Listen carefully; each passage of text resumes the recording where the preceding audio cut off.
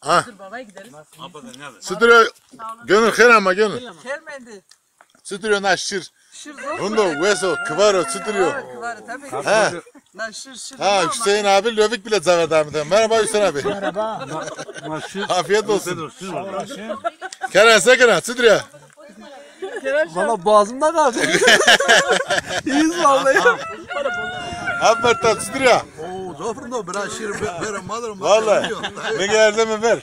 Ha beyaz ama Sekeren. Bunların da hakkı bir peramını kırım. Ha maşallah. Allah daha versin. Allah. Gurur diyorum böyle aile içine Tabii girdim. tabii. Abi sen ne yapıyorsun Valla Sekeren? teşekkür ederim şirmu pota. Eline sağlık, koluna sağlık. Eline koluna sağlık. Kemal abi nasılsın? İyi misin Kemal abi? Vallahi sağ olasın. Kostunda hak kederi Ha. Yaşar Öztürk da kederi uşan parçadı. Yaşar Öztürk royunu uşan parçasını. Amin. Niye ezberlerimiz kadar? Yani Bas buraya gitsin bana herkes. o seni kendi yani ha. Hüseyin Bey. Gel sen neredesin? O daha çok şey konuştu. Ya o ezberlerimiz kadar. Kendine ama şişir okur senek bu ye. Ben ne kadar Hüseyin ama töre toz sarabının o. Bana gönlüne ama. Ne? He? Sağ ol. Vorak kurat. Varak kure de varak sarabına değil mi? Tamam da. Tezom neyse niyet önemli o. Belki pozunu tonuyor mu sarabının o? İyi tabii. Nino poz de niyem poz. Yani. Bura. Sağ ol teşekkür ederiz. Sakın aç sütüre ve. Basta gelin hore na ona.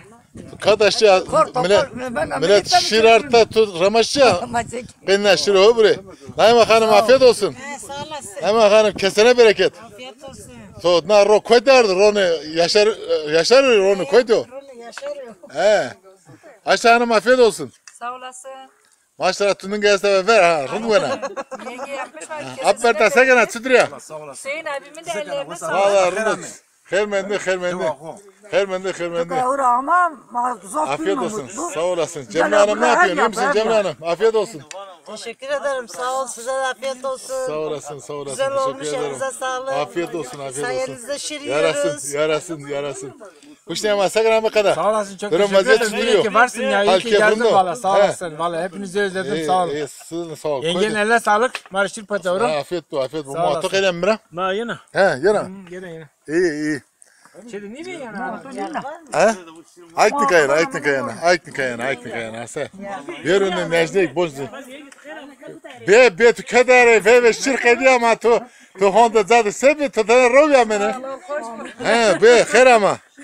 Sakana sütüre. Sağ olasın. Teşekkür Sakın. Sağ olasın. Buyur be. Sonra buza kadar sonra. Koy sen arıyorsun sen. Abi eline sağlık.